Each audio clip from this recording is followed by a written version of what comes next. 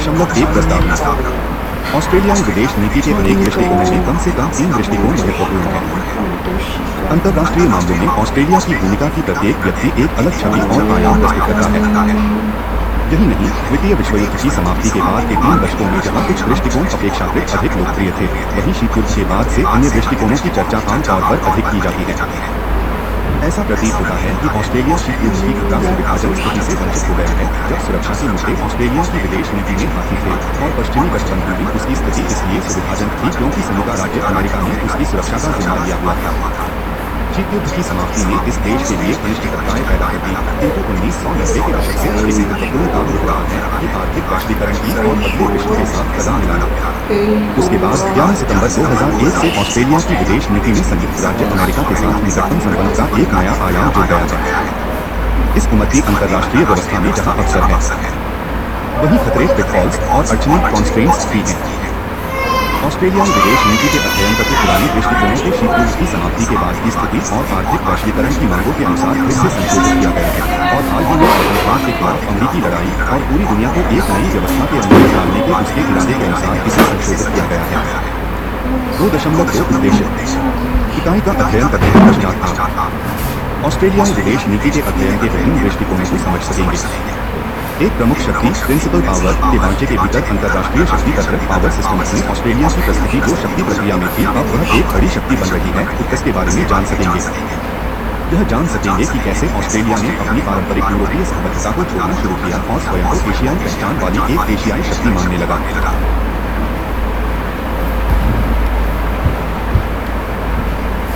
2.3 प्रमुख शक्ति ढांचा। यह प्रवृत्ति 1970 के दशक में अधिक आम हो गई थी, जब अनेक विद्वानों ने मध्यम शक्ति ढांचे में रुचि दिखानी कम कर दी। अनेक विद्वानों का यह मत था कि ऑस्ट्रेलिया अभी बड़ी शक्ति नहीं बना है, किंतु साथ ही वे इसे एक छोटा देश मानने को भी तैयार नहीं थे। इसलिए उन्होंने प्रमुख शक्ति जैसा शब्द कर लिया, जिसका उपयोग एक ऐसे देश का बखान करने के लिए किया गया जो एक बड़ी शक्ति बनने की प्रक्रिया में है। यह दृष्टिकोण अधिकतर प्रयोग में नहीं लाया गया, किंतु अक्सर राजनीतिक अर्थशास्त्री इसका सहारा लेकर ही वृद्धि दरों, बड़ी ऑस्ट्रेलियाई कंपनियों की अंतर्राष्ट्रीय प्रतिस्पर्धात्मकता और उन प्रत्यक्ष निवेशों की बात करते हैं जो उसकी कंपनियां अन्य अर्थव्यवस्थाओं, विशेषकर एशियाई अर्थव्यवस्थाओं में कर रही हैं।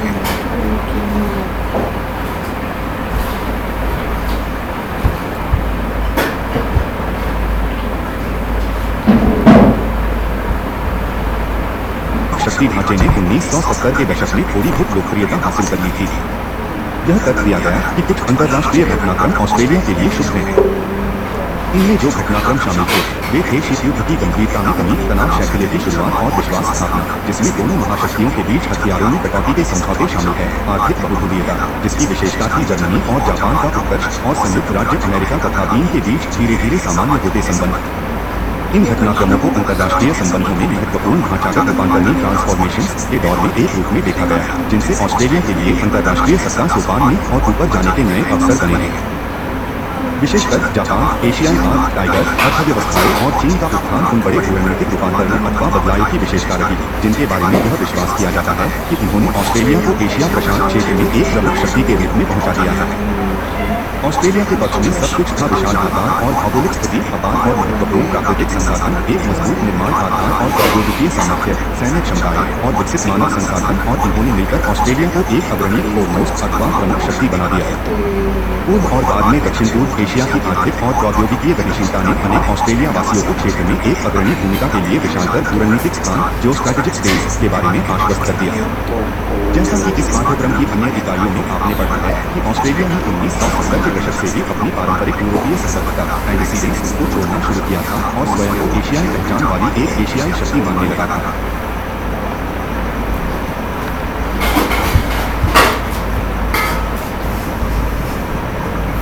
1970 के दशक में होने वाले और 1990 के दशक में फिर से सामने आने वाले अनेक परिमाणात्मक अध्ययनों में सैनिक, आर्थिक, संसाधनगत और राजनयिक क्षमताओं पर आधारित आपेक्षिक शक्ति आकलन का विवेचन किया गया और उससे यह निष्कर्ष निकला है कि ऑस्ट्रेलिया अंतर्राष्ट्रीय स्तरों में ऊंचे पायदान पर स्थित है।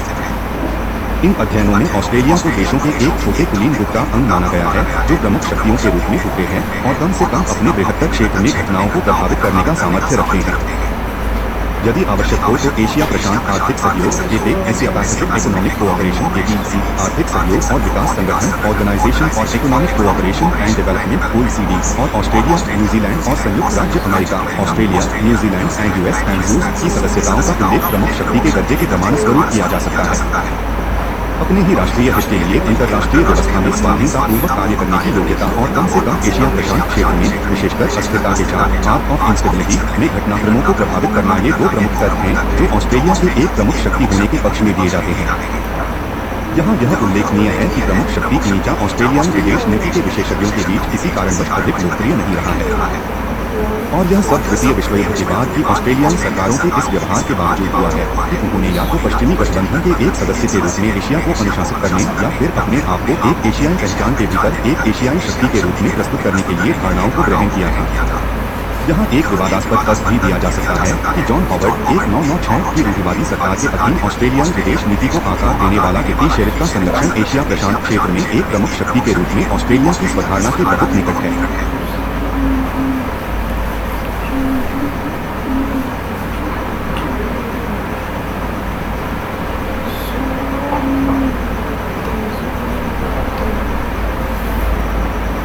1970 के दशक में होने वाले और 1990 के दशक में फिर से सामने आने वाले अनेक परिमाणात्मक अध्ययनों में प्रमुख शक्ति वाले दर्जे के आलोचक आमतौर पर इसे एकदम अवरिष्ट बताते हैं, जो इस पर्याय से ध्यान नहीं हटा सकता कि ऑस्ट्रेलिया अपनी शिक्षा के लिए पश्चिमी गठबंधन पर निर्भर है। पूर्व एशियाई अर्थव्यवस्थाओं और ऑस्ट्रेलिया के बीच एक दूरी है और ऑस्ट्रेलिया का दर्जा लगातार अंतर्राष्ट्रीय अर्थव्यवस्था में संसाधन की आपूर्ति करने वाले का बना हुआ है। 1991 के खाड़ी युद्ध में संयुक्त राज्य अमेरिका के निष्ठावान प्रथम अनुयायी के रूप में ऑस्ट्रेलिया की भूमिका और इच्छुक देशों के गठबंधन के सदस्य के रूप में 2003 में इराक पर आक्रमण सहित संयुक्त राज्य अमेरिका की आतंकवाद के खिलाफ जंग में इसके शामिल होने को भी आलोचक इस बात के प्रमाण के तौर पर प्रस्तुत करते हैं कि यह देश अपने लिए कुछ सुरक्षा और आर्थिक लाभ पाने की आशा में पश्चिमी गठबंधन का पिछलकू ही हो सकता है। इन दोनों ही संयुक्त राज्यों में ऑस्ट्रेलिया की भूमिका प्रतीकात्मक नहीं, उस स्पष्ट तौर पर सीमित तो थी ही और इसका उद्देश्य अंतर्राष्ट्रीय भागीदारी से अधिक अपने देश की भावनाओं को उभारना था। इस तरह की दुस्साहसी विदेश नीति के चलते अंतर्राष्ट्रीय आतंकवाद के खतरे ऑस्ट्रेलिया की दहलीज पर ही आंकड़े हुए हैं, जैसा कि 2002 में पाली में आतंकवादियों द्वारा किए गए बम विस्फोट से स्पष्ट है। 2.4 उपाश्रित या पराश्रित ढांचा।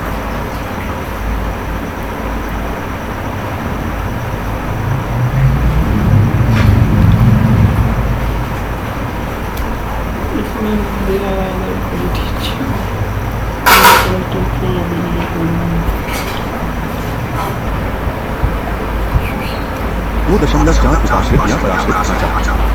यह बीचा मुख्य तौर पर राजनीतिक अर्थशास्त्रियों और राजनीतिक शास्त्रियों के बीच लोकप्रिय था और आज भी लोकप्रिय बना हुआ है। इस तरह के दृष्टिकोण से ऑस्ट्रेलियाई विदेश नीति के व्यवहार की सीमाओं का पता चलता है। इन सीमाओं के 2 आयाम प्रमुख हैं। ये सीमाएं हैं पश्चिमी सुरक्षा छतरी पर निर्भरता पहले को ब्रिटेन पर और 1940 के दशक से संयुक्त राज्य अमेरिका पर, जिसके चलते उसे संयुक्त राज्य अमेरिका के एक कनिष्ठ सैनिक भागीदार की भूमिका निभानी होती है। ऑस्ट्रेलिया विदेशी आक्रमण से अपनी रक्षा नहीं कर सकता और उसने अपनी सुरक्षा संबंधी धारणाओं को असीम रक्षा और गहन रक्षा दृष्टिकोणों के बीच बदला है। एशिया में बड़ी सैनिक कार्रवाइयों के दौरान, चाहे वह कोरियाई प्रायद्वीप इंडोचीन की लड़ाई हो, 1991 का खाड़ी युद्ध और 2003 में इराक पर आक्रमण हो, ऑस्ट्रेलिया या तो संयुक्त राज्य अमेरिका का एक तत्पर कर्मचारी जो बॉय रहा है या फिर मुफ्त की सवारी फ्री राइडिंग वाली अवसरवादी भूमिका की तलाश में रहा है।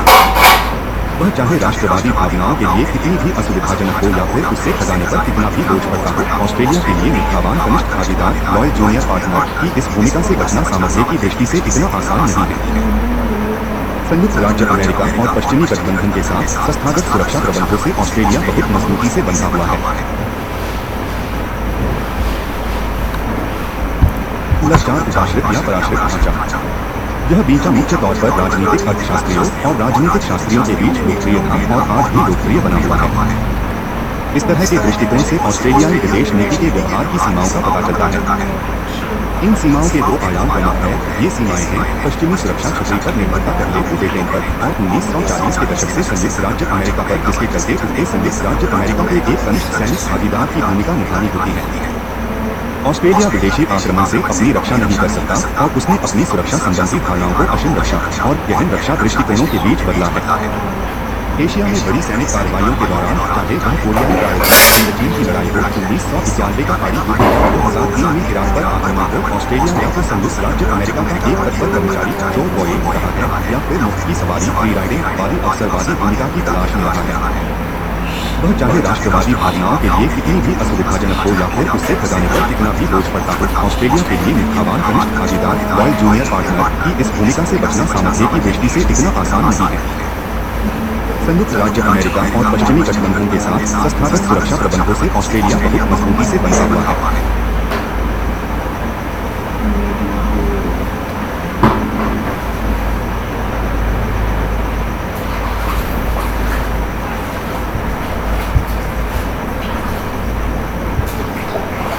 वैसे राजनीतिक अर्थव्यवस्था के दृष्टिकोण में ऐसे विचार भी हैं जिनके अनुसार ऑस्ट्रेलिया एक क्षेत्र आश्रित अर्थव्यवस्था नहीं है। इसको औद्योगिकरण की गहनता और व्यापकता, विशेषकर इसकी अर्थव्यवस्था के सफल युक्तिकरण और खनन, दूरसंचार जैसे क्षेत्रों और उच्च शिक्षा जैसे तृतीय क्षेत्रों में इसकी अंतर्राष्ट्रीय प्रतिस्पर्धात्मकता और संयुक्त राज्य अमेरिका तथा अन्य देशों के साथ मुक्त व्यापार समझौते की तलाश की देखते हुए इसे परिमापीय परिमित अर्थव्यवस्था कहा जा सकता है। दूसरे शब्दों में ऑस्ट्रेलिया मूल अर्थव्यवस्थाओं को परिमाप पर है। इसे एक विकसित अर्थव्यवस्था की श्रेणी में रखा जा सकता है। एक ऐसी अर्थव्यवस्था जो विकसित अर्थव्यवस्थाओं में एक सबसे छोटी और सबसे कमजोर अर्थव्यवस्था है।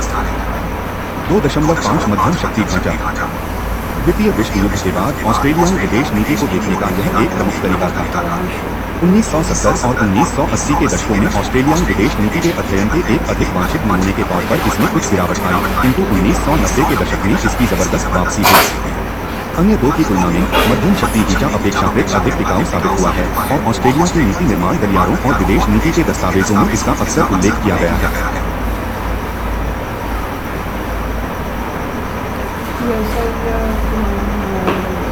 मतलब 5 मध्यम शक्ति ढांचा। द्वितीय विश्व युद्ध के बाद ऑस्ट्रेलियाई विदेश नीति को देखने का यह एक प्रमुख तरीका था। 1970 और 1980 के दशकों में ऑस्ट्रेलियाई विदेश नीति के अध्ययन के एक अधिक वांछित नमूने के तौर पर इसने कुछ गिरावट आई, किंतु 1990 के दशक में इसकी जबरदस्त वापसी हुई।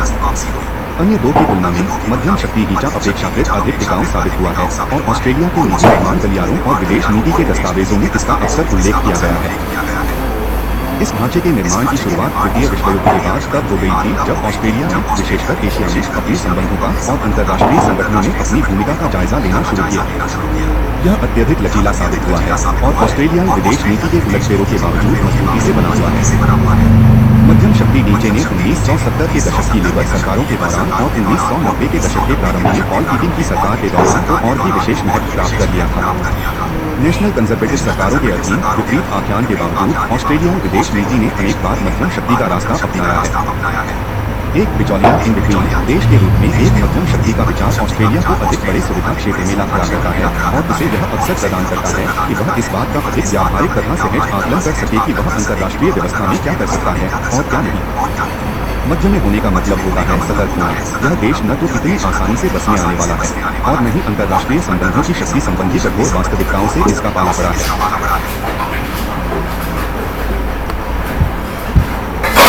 एक स्पष्ट विश्व दृष्टि देखता है और ऑस्ट्रेलियाई विदेश नीति को कुछ व्यवहारों से संबद्ध करता है। अपने मूल में मध्यम शक्ति कूटनीति की अवधारणा में ऑस्ट्रेलियाई विदेश नीति के एक निश्चित प्रकार और एक निश्चित अंतर्दृष्टता संकेत मिलता है। सबसे पहले मध्यम शक्ति का विचार ही ऑस्ट्रेलिया को बहुपक्षीयता के समर्थक के रूप में अर्थात अंतर्राष्ट्रीय संस्थाओं और सामूहिक कूटनीति के समर्थक के रूप में संबद्ध करता है। मध्यम शक्ति को यह बता देता है कि वह अकेले कुछ नहीं कर सकती, किंतु अंतर्राष्ट्रीय संबंधों को विशिष्ट मुद्दों पर समान विचारधारा वाले देशों के एक छोटे समूह के माध्यम से और संयुक्त राष्ट्र जैसी अंतर्राष्ट्रीय संस्थाओं के कार्यकलाप के माध्यम से प्रभावित अवश्य कर सकती है। एक मध्यम शक्ति अंतर्राष्ट्रीय व्यवस्था को बदल नहीं सकती, किंतु वह अपने अलग दृष्टिकोण के माध्यम से उसकी कार्यप्रणाली में सार्थक बदलाव को ला सकती है। मध्यम शक्तियों अपने शक्ति समूहों पर निर्भर नहीं करती है जो सहज होते हैं, बल्कि ये विश्वसनीय बिचौलिए फंड होपविन आर्बिटर और शांति स्थापक के रूप में उनके कौशलों पर निर्भर करती है। हो सकता है उनमें एक दैत्य की ताकत न हो, किंतु उनमें एक नर्तक का कौशल अवश्य होता है जो अंतर्राष्ट्रीय शक्ति के गलियारों में नाच सकता है और अपने अनूठे कौशल और सामर्थ्य के माध्यम से अंतर्राष्ट्रीय शांति और सुरक्षा के मामलों में निर्णायक बदलाव ला सकता है। मध्यम शक्तियाँ क्रांतिकारी नहीं होती, वे अंतर्राष्ट्रीय व्यवस्था की सुधारक होती है। समग्र रूपांतरण नहीं बल्कि टुकड़ों में किया गया वृद्धिकारक सुधार ही अंतर्राष्ट्रीय समीकरणों में अधिक स्थायी बदलाव ला सकता है। इस प्रकार मध्यम शक्तियों यह दावा करती हैं कि भूमंडलीय आर्थिक मुद्दों पर उत्तर और दक्षिण के बीच सही किस्म की बातचीत वही कर सकती है। मध्यम शक्तियां अंतर्राष्ट्रीय अर्थव्यवस्था में शामिल लाने के लिए दक्षिण के विकास हेतु उत्तर से संसाधनों तथा प्रौद्योगिकी के स्थानांतरण के विचार का समर्थन करती हैं।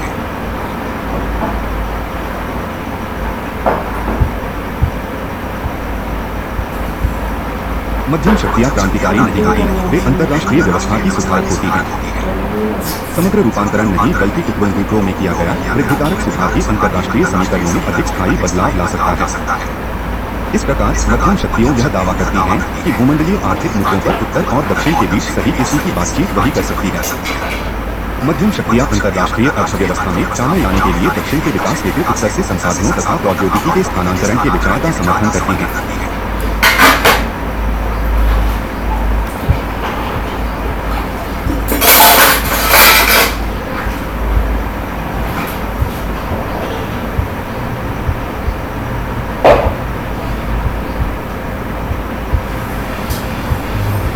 मध्यम शक्तियों चाहती हैं कि अंतर्राष्ट्रीय व्यवस्था कानून के शासन पर आधारित हो और अंतर्राष्ट्रीय संबंधों में निश्चितता हो, क्योंकि महाशक्तियों के अनिश्चित और अनायास व्यवहार से अक्सर उन्हीं को अधिक नुकसान होता है और इसके परिणामस्वरूप उनकी प्रतिष्ठा और प्रभाव पर पहुंच आती है।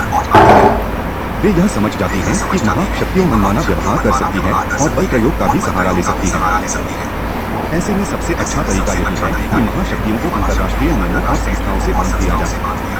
विशेषकर अंतर्राष्ट्रीय व्यापार के क्षेत्र में ये शक्तियां चाहती है कि उसमें नियमाधारित व्यवस्था हो, क्योंकि उनके कच्चे माल के निर्यातों की मांग और कीमत में दुर्बलता और उतार चढ़ाव होने से उनकी अपनी ही आर्थिक संपन्नता को और उनकी जनता के रहन सहन के स्तर को नुकसान पहुंच सकता है।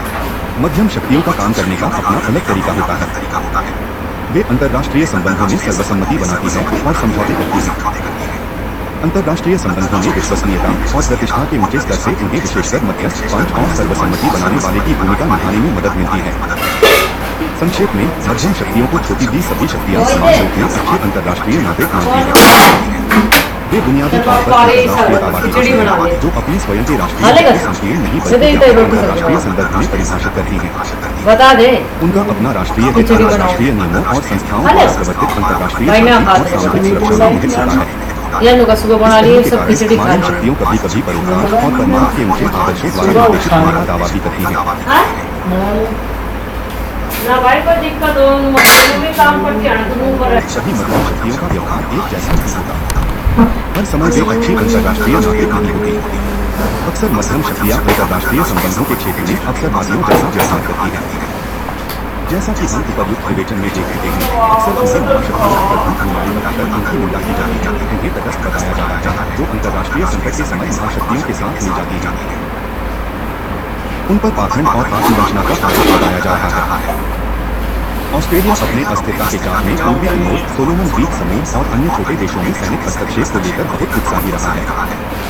वास्तव में ऑस्ट्रेलिया जैसी मध्यम शक्ति द्वारा पड़ोसी देशों में आवश्यकता से हस्तक्षेप के पीछे या तो इन पीछे समाजों को फिर से लिखने या फिर उनके महत्वपूर्ण प्राकृतिक संसाधनों को खिलाने की प्रतिभाशाली इच्छा की जाए। 2.6 वित्तीय ढांचे से संबंधित अवधारणाओं का प्रयोग भी ऑस्ट्रेलियाई विदेश नीति के अध्ययन के लिए किया गया है। इन सबका अपेक्षाकृत कम प्रभाव रहा है। कुछ वित्ततापूर्ण लेखों में नौकरशाही राजनीति के दृष्टिकोण का प्रयोग यह समझने के लिए किया गया है कि विदेश नीति के निर्णय पर कैसे पहुंचा जाता है और विभिन्न पार्टियों अथवा राजनीतिक दल किस प्रकार विदेश नीति के निर्माण और संचालन को प्रभावित करते हैं। फिर ऐसे अध्ययन हैं जो गेम सिद्धांत, गेम थ्योरी, परस्पर निर्भरता, इंटरडिपेंडेंस और यथार्थवाद रियलिज्म पर निर्भर करते हैं। इन वित्तीय ढांचों को आप अधिक परिष्कृत स्तर पर ऑस्ट्रेलियाई विदेश नीति के अध्ययन के लिए किसी बात के समय के लिए छोड़ सकते हैं। 2.71 उपर्युक्त वर्णित तीनों दृष्टिकोणों में एक काल समान है। इन सबका प्राथमिक संबंध इस बात से है कि अंतर्राष्ट्रीय व्यवस्था में ऑस्ट्रेलिया का क्या स्थान है और एक प्रमुख शक्ति, परिधीय शक्ति तथा मध्यम शक्ति के रूप में इसको दर्ज के लिए क्या कोई परिमाणात्मक आधार है। इस प्रकार ऑस्ट्रेलिया के दर्जे और भौगोलिक स्थिति को परिभाषित किया जाता है, उसी के अनुसार उसकी विदेश नीति की विशेषताओं की पहचान शुरू होती है।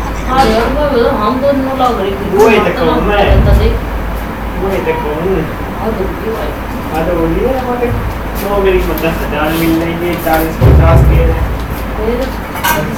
तो भाई सा सही कर दिया।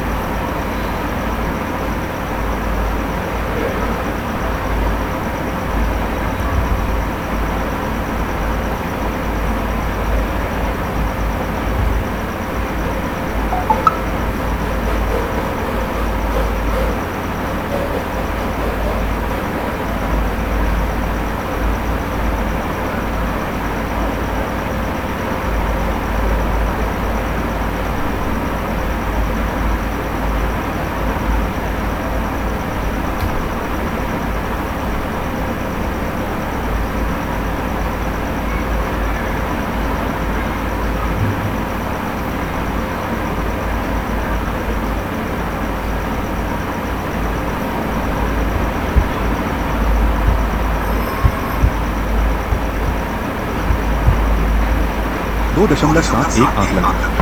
उपरयुक्त वर्णित तीनों दृष्टिकोणों में एक बाल समान है।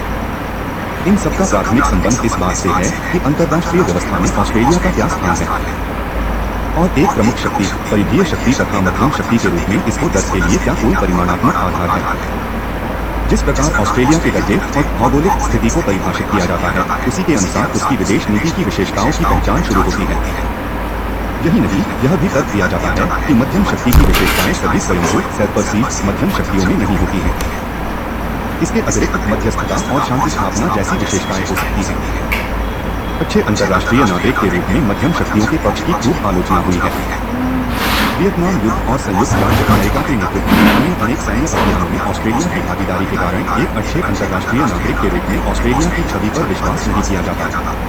संदेह तो यही तक होता है कि क्या जॉन हॉवर्ड की सरकार ने पिछले 10 वर्षों में ऐसी छवि प्रस्तुत करने का प्रयास भी किया है।